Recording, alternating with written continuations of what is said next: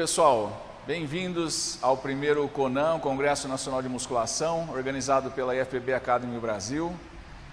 A gente vai ter durante essa semana uma quantidade bem grande de palestras, profissionais de primeiro nível, os melhores profissionais aqui do Brasil que trabalham com musculação, e eu tenho certeza que vocês vão ficar satisfeitos em ver a quantidade de informação que vocês vão receber gratuitamente aí nesse primeiro congresso. Bom, eu vou falar com vocês com relação às insuficiências musculares. Então, antes da gente começar, a minha intenção é fazer um trabalho na musculação de maneira prática, para que vocês possam realmente aprender a utilizar esse conhecimento na prática. Então, vou começar só falando, explicando os detalhes das insuficiências. Então, uma insuficiência, como o próprio nome está falando, é uma incapacidade. E em biomecânica, em cinesiologia, a gente usa falar de dois tipos de insuficiência: a insuficiência passiva e a insuficiência ativa, cada uma relacionada, as duas relacionadas ao tecido muscular. A insuficiência ativa é o mesmo que uma incapacidade do músculo de produzir a força necessária para realizar um movimento. Então nós vamos dar vários exemplos depois na prática com vocês disso. Então, basicamente, o ativo está relacionado com a contração muscular, e quando o músculo não tem essa capacidade de contrair com essa eficiência para produzir a força necessária para realizar um exercício, a gente chama isso em biomecânica de insuficiência ou incapacidade, né? Insuficiência ativa. E a insuficiência passiva é a incapacidade do músculo de alongar o suficiente para produzir ou para deixar um movimento do antagônico acontecer. Vocês lembram que para um agônico contrair, o antagônico tem que liberar um movimento, né? Sempre tem um antagônico que tem que ter elasticidade suficiente para deixar o agônico produzir o movimento. Então, lembrando só o seguinte, com relação à insuficiência passiva, é falta de elasticidade e não de flexibilidade. Então, antes de continuar com isso, entre elasticidade e flexibilidade, vamos falar as diferenças, né? A flexibilidade é uma capacidade física que permite a gente realizar movimentos com grandes amplitudes. E para eu ter flexibilidade, a qualidade física, a capacidade física, flexibilidade, eu preciso de ter duas variáveis aí do sistema músculo-esquelético. Uma é elasticidade no músculo, ele tem que ser bastante elástico, e a articulação tem que ter bastante mobilidade. Então depende de mobilidade articular e de elasticidade muscular para poder ter flexibilidade. No caso da insuficiência passiva, o problema está na falta de elasticidade muscular e não na flexibilidade de modo geral, tá? Então, uma vez que eu uso um músculo e eu dependo dele ser elástico bastante para ceder para um movimento acontecer, e esse movimento não acontece por falta de elasticidade, a gente chama isso em biomecânica de insuficiência passiva. Ela é muito mais comum em músculos biarticulares, ou que passam mais de duas articulações. Por que em músculos biarticulares? Porque eu exijo de duas articulações ao mesmo tempo. Então, normalmente ele vai ceder numa articulação bem. A hora que eu tento alongar ele na outra articulação ao mesmo tempo, falta elasticidade. Então, a maioria dos músculos biarticulares sofrem comumente insuficiência passiva. E nós vamos dar vários exemplos também usando os músculos biarticulares. Mas tem ocasiões onde o próprio músculo monoarticular, que só está cruzando uma articulação, também pode estar retesado o suficiente para sofrer insuficiência passiva. Então, pensando nessas duas linhas, insuficiência ativa é a falta ou a incapacidade do músculo de contrair com eficiência, porque é fraco, por falta de condicionamento, porque a carga que eu utilizei está maior do que a minha capacidade, entre outros motivos, eu sofro insuficiência, o meu músculo, né, vai sofrer insuficiência ativa. E em outros casos acontece o inverso, o músculo tem que ceder o antagônico para um movimento acontecer, para liberar um movimento, para ser um movimento eficiente, e falta elasticidade, o músculo está retesado, não está elástico, e aí essa falta de elasticidade provoca a insuficiência passiva. Então é isso aí, vamos ver como funciona isso na prática. Eu vou voltar a falar desse assunto mostrando em cada exercício de musculação, tá? Vou dar exemplo em alguns para membro superior e para membro inferior, para poder ficar claro para todo mundo como isso funciona na prática. É isso aí, vamos lá. Bom, vamos começar então do princípio, mostrando fora do aparelho um movimento, e aí em seguida nós vamos no aparelho e aí vamos tentar entender esse detalhe da insuficiência ativa e a insuficiência passiva, tá? No exemplo, a cadeira extensora. Então eu vou pedir para o Matheus aqui, vocês podem fazer isso com um aluno de vocês também, deixar a pessoa assim nessa posição, ó, essa minha mão aqui eu vou colocar na coluna lombar dele, manter a coluna na posição anatômica, a pelve na posição anatômica, anteversão, e o quadril aqui com 90 graus, como se ele estivesse na cadeira extensora. E eu vou pedir, a gente vai pedir para o aluno fazer a extensão do joelho, tá? Então tenta estender o joelho. 99% dos casos vai acontecer isso aqui, ó, sem pressionar a mão para baixo, né? Você vai falar para ele, tenta fazer a extensão do joelho sem pressionar minha mão para baixo e sem perder a curva, ó, minha mão aqui na região lombar, sem perder a curvatura lombar. O que acontece? Ele não consegue estender de tudo o joelho. Por quê? Insuficiência passiva dos isquiotibiais, tá? Por quê? Porque eu alonguei eles no quadril, na pelve, mantendo a pelve em anteversão. Eles são retroversores da pelve, e eu estou com a pelve em anteversão aqui. Eles são extensores do quadril, eu estou com o quadril estendido. E eles são flexores do joelho, eu estou tentando estender o joelho. Então eles cederam aqui atrás, mas não conseguem ceder para estender o joelho, tá? Ué, mas eu vou lá na extensora e consigo fazer a extensão do joelho. Como que isso acontece? Ali eu não tenho insuficiência passiva? Continua tendo, mas o que vai acontecer? Para eu estender de tudo o joelho, eu faço retroversão da pelve e aí minha coluna lombar perde a postura anatômica, eu faço flexão da coluna, tá? Então o que isso tem de risco?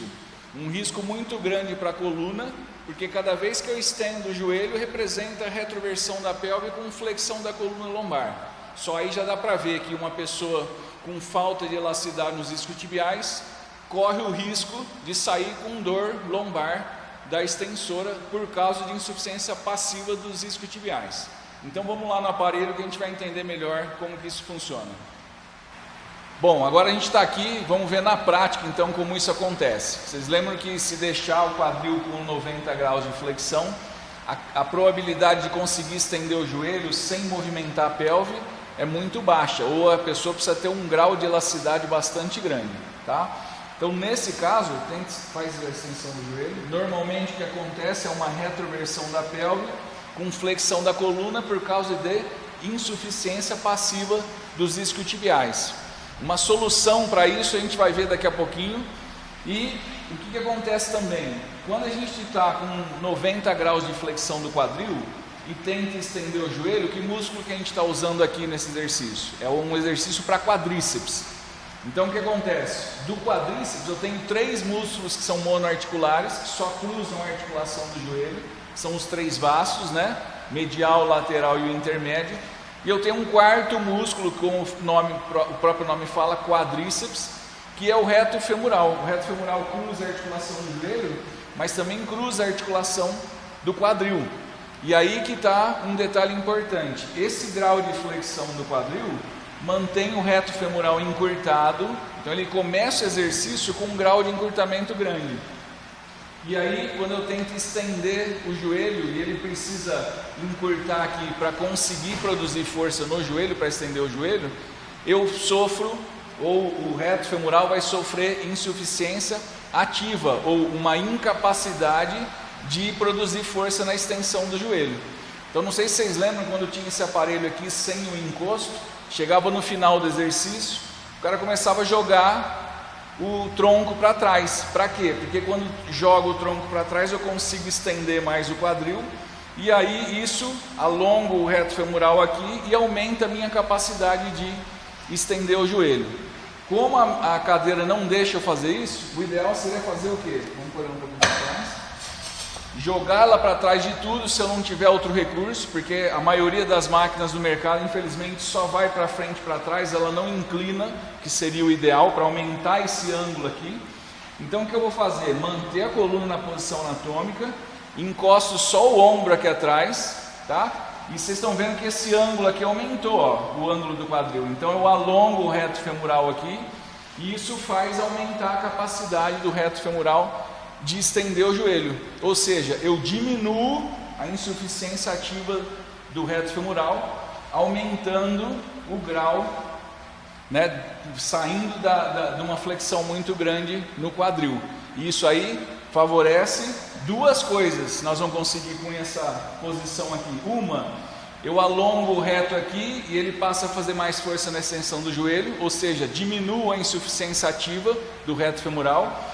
E essa posição também relaxa os isquiotibiais aqui, e aí eu consigo deixar ele ceder na extensão do joelho. Então estou favorecendo a técnica ou a eficiência do movimento em duas coisas: diminua a insuficiência passiva dos isquiotibiais e diminua a insuficiência ativa do quadríceps, especialmente aí o do biarticular, o reto femoral ao mesmo tempo. O exercício passa a ficar muito mais eficiente, o reto femoral entra no exercício e eu não tenho os isquiotibiais segurando o movimento, e também não tenho a movimentação da pelve. Por quê? Porque os isquiotibiais não vão puxar a pelve para a retroversão, porque eles já estão relaxados aqui pelo grau de abertura aqui e conseguem liberar a extensão do joelho. Uma outra coisa que acontece, se vocês prestarem atenção no tornozelo, se eu fizer com o tornozelo em flexão dorsal, ao invés de flexão plantar, quando eu faço flexão dorsal, eu alongo um músculo aqui que é o gastrocnêmio e o sóleo. O problema é que o gastrocnêmio cruza a articulação do joelho. Então, toda vez que eu tento estender o joelho, ele vai alongar no joelho. Se eu tiver com a perna desse jeito, com o calcanhar, o tornozelo desse jeito, em flexão dorsal, isso vai alongar também o gastrocnêmio e eu provoco insuficiência passiva no gastrocnêmio. Então pode ser que o aluno não consiga estender de tudo o joelho com o tornozelo em flexão plantar, por causa da insuficiência passiva do gastrocnêmio.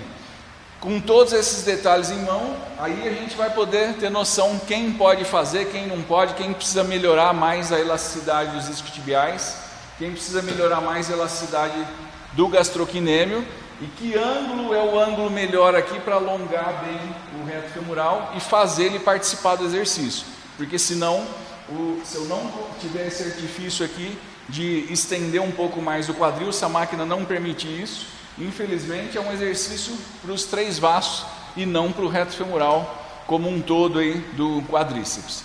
É isso aí. Agora nós vamos tentar ver a mesma coisa na cadeira flexora. Bom, aqui agora na cadeira flexora acontece também a insuficiência passiva dos isquiotibiais. Por quê? Porque 90 graus de flexão do quadril, a hora que eu tento estender o joelho, a máquina vai me puxando no sentido da extensão, eu exijo elasticidade dos isquiotibiais aqui no joelho, mas está extremamente alongado pelos 90 graus de flexão no quadril. Então o normal, o que é que acontecer? No meio do caminho, quando ela começa a te puxar no sentido da extensão, os isquiotibiais não conseguem ceder para a extensão do joelho, e para conseguir estender de tudo o joelho, vai lá, acaba tendo que fazer retroversão da pelve para poder estender de tudo o joelho. Então a insuficiência passiva dos isquiotibiais vão provocar retroversão da pelve cada vez que eu deixo o joelho estender, e quando eu puxo para trás, para flexionar o joelho, como eu estou tentando encurtar os isquiotibiais aqui, o normal é que o outro lado aqui na pelve tente distanciar para melhorar a relação força-comprimento, ou para diminuir a insuficiência ativa. E isso faz o quê? Anteversão da pelve. Então cada flexão e extensão do joelho representa o movimento de anteversão e retroversão da pelve. Então a insuficiência passiva dos isquiotibiais também vai fazer a pessoa que estiver executando o exercício, que tiver insuficiência passiva, sair do exercício com dor na região lombar. Isso com um risco muito grande também de lesão intervertebral lombar. Outra coisa que acontece, do mesmo jeito que na extensora, se eu segurar o tornozelo em flexão dorsal, também eu vou alongar o gastrocnêmio aqui no tornozelo. A hora que eu tento estender o joelho, eu não consigo estender o joelho por insuficiência passiva do gastrocnêmio. Nesse caso é simples de solucionar, deixar o tornozelo numa posição neutra, não precisa fazer flexão plantar, mas numa posição neutra para facilitar o movimento. É normal, conforme a gente vai cansando nesse exercício, vocês prestarem atenção, o aluno fazendo esse exercício na academia, vocês vão ver que conforme ele vai fazendo, faz o movimento, ele no final do exercício ele está puxando o pé aqui assim, ó, fazendo flexão dorsal. Continua fazendo, por favor. Por que a flexão dorsal faz eu continuar mais algumas repetições desse exercício? Porque quando eu faço assim com o gastrocnêmio, eu alongo o gastrocnêmio aqui e consigo melhorar a capacidade dele de flexionar o joelho, tá? Por causa da relação força-comprimento, eu melhoro a capacidade do gastrocnêmio para flexionar o joelho. Então essa posição aqui do tornozelo só facilita pro gastrocnêmio. Então ele entra mais na flexão do joelho, eu consigo fazer mais algumas repetições, mas não é por conta de fadigar os isquiotibiais, mas por conta de eu ter conseguido fazer o gastrocnêmio entrar com mais eficiência no exercício. Então uma dica que a gente pode usar brincando aí com a insuficiência passiva e ativa desses músculos é fazer o seguinte: quando eu estou cansado, eu puxo a perna para cá, o tornozelo, faço flexão dorsal, melhora a relação força-comprimento do gastrocnêmio, e aí ele vai ser um forte flexor do joelho e me ajuda lá para flexionar o joelho. Chegou nessa posição, eu faço flexão dorsal e provoco insuficiência ativa no gastrocnêmio. Por que provoco? Porque fazendo flexão plantar, eu encurto o gastrocnêmio aqui e ele já está encurtado aqui também no joelho. Então ele não tem a capacidade de conseguir, eu provoco insuficiência ativa nele. E aí sim, eu volto nessa posição de flexão dorsal. É uma maneira como se eu estivesse roubando, mas sem ninguém precisar me ajudar aqui. Eu tiro o gastrocnêmio e entro com o gastrocnêmio, provocando insuficiência ativa nele, ou diminuindo a insuficiência ativa quando eu quero que ele ajude na flexão do joelho. Então, com esses princípios aqui, eu consigo brincar um pouco com a intensidade do exercício também.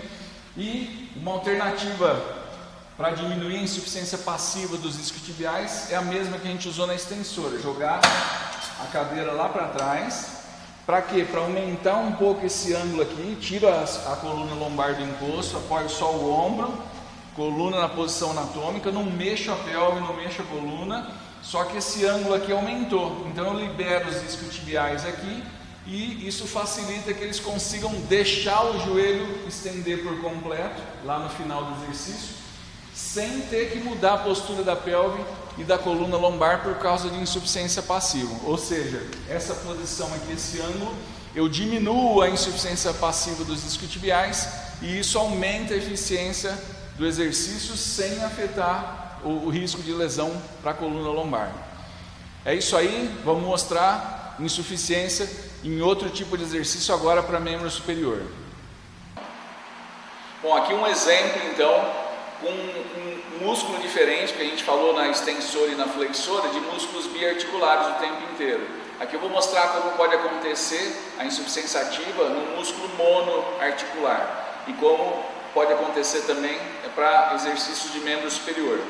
Acho que vocês já viram o pessoal na academia fazendo a elevação lateral, e durante a elevação lateral, nos últimos movimentos, quando a pessoa já vai cansando, jogando assim a cabeça lá para frente, né? Ou assim, ou jogando o queixo para frente, conforme ele faz o exercício, joga o queixo para frente.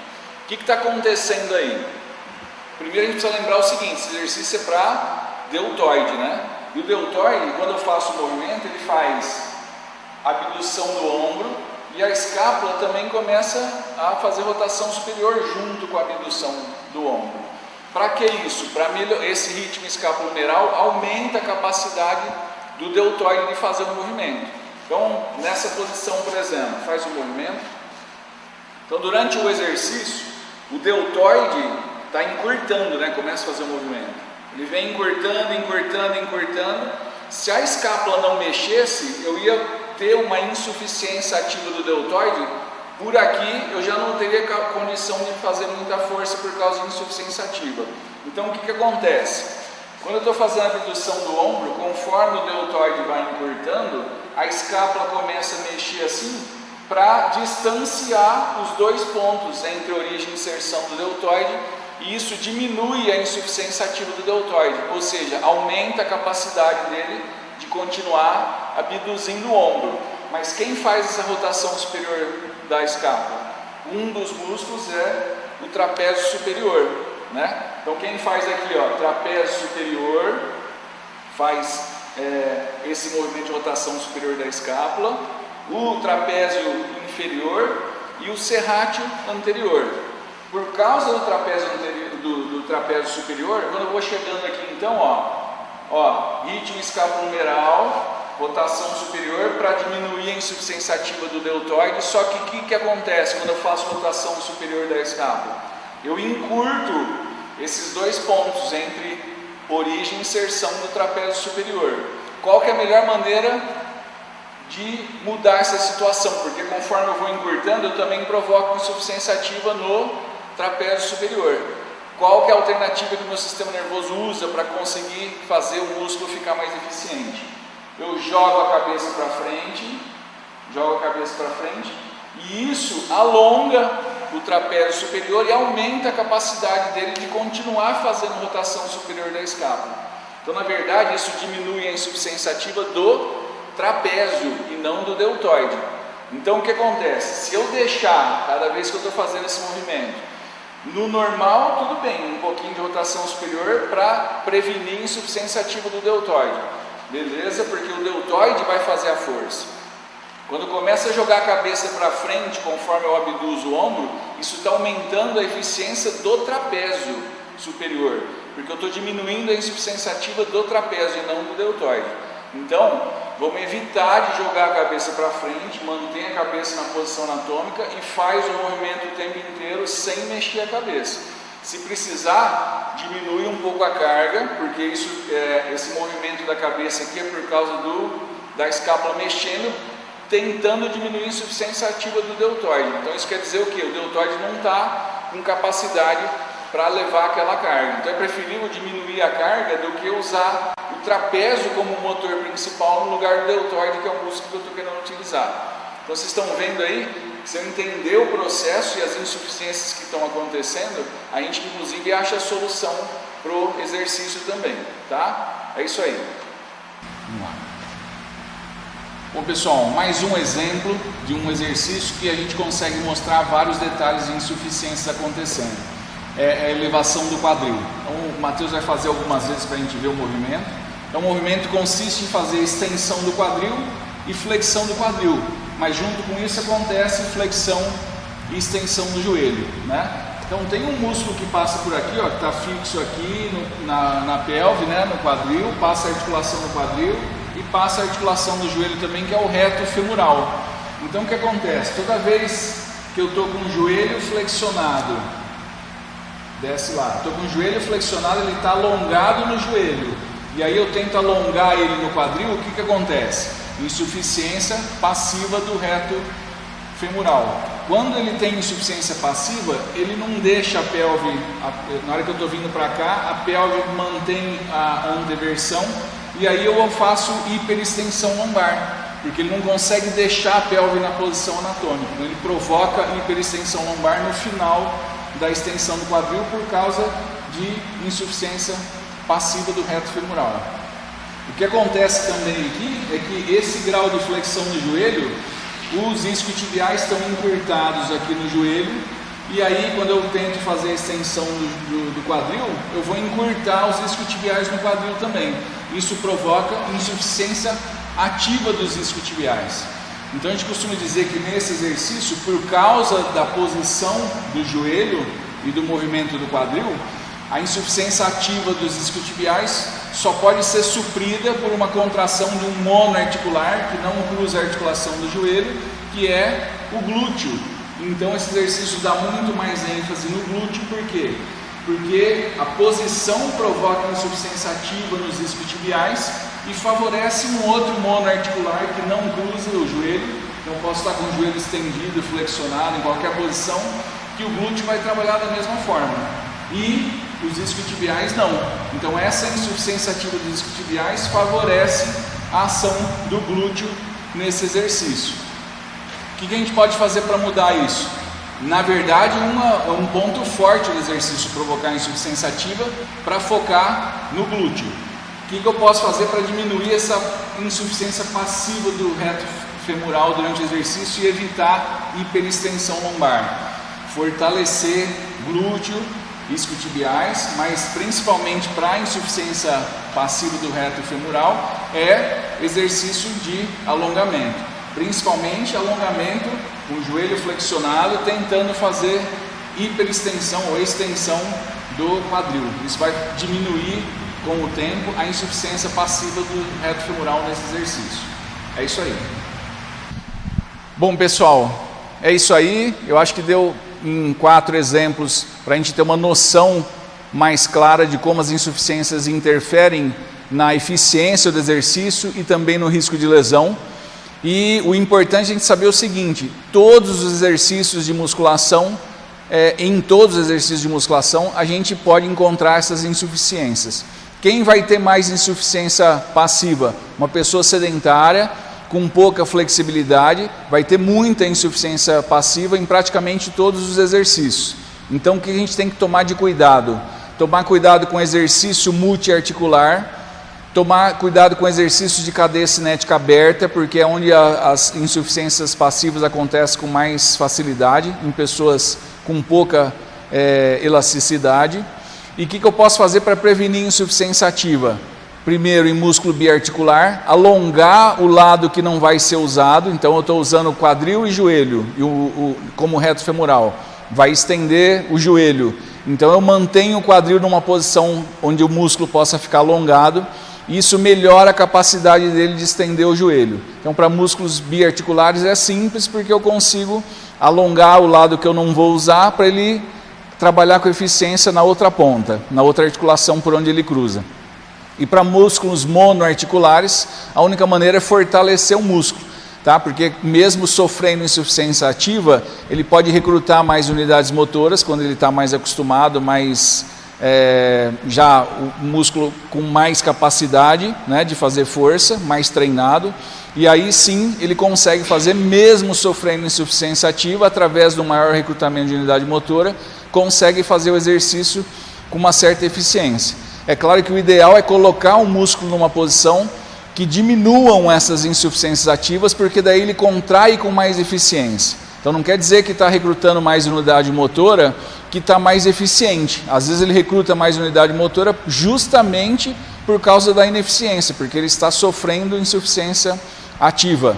Um exemplo muito comum disso acontece em testes de eletromiografia na cadeira extensora. Normalmente eu vejo algumas publicações falando, não, essa posição de 90 graus do quadril é boa para o reto femoral porque mostra uma atividade eletromiográfica muito grande do reto femoral.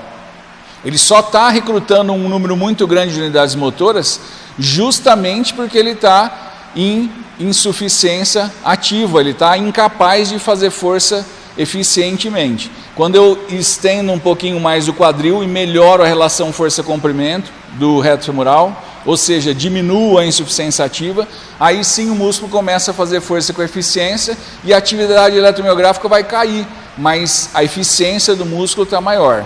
Então tomem cuidado também com relação a essas insuficiências. É preciso entender as análises de eletromiografia, as publicações, por quê?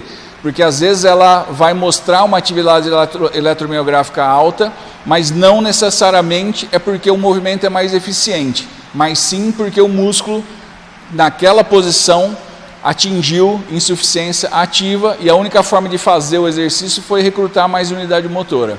Não necessariamente, então, significa mais eficiência. Com tudo isso em mãos agora, o interessante seria vocês continuarem em outros exercícios, tentar analisar isso que eu falei e passar para todos os exercícios que a gente usa no dia a dia da musculação. Isso vai dar uma visão bastante clara de muitas coisas que acontecem dentro da sala e que a gente não conseguia enxergar com muita clareza antes de conhecer insuficiências musculares. É isso aí, um bom congresso para todo mundo, espero que vocês gostem das outras palestras também. Vamos aproveitar que é o pessoal de primeiro nível e eu tenho certeza que vocês vão aprender muito com eles. Um abraço.